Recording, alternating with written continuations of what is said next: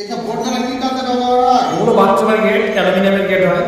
ইয়া ভেঙে যাবে না, ভাঙবে না। না না, এই বোর্ডটা খুব হেভি বোর্ড, পাক মারো দেখো ভাঙবে না। তাই তো গো, ভাঙবে না। আপনারা দেখবেন যে বোর্ড করে এইভাবে পাক মারার পরও ভাঙছে না, সেই বোর্ডগুলো নেবেন। এটা খাঁটি বোর্ড তো। এইভাবে পাক মারার পর যে বোর্ড ভেঙে যাবে সেই বোর্ড নেবেন না আপনারা, এই বোর্ডটা নেবেন। পাক কত পাক হচ্ছে তাও ভাঙছে না। এই ফলে এটা দেখুন অনেক ভালো কোয়ালিটি।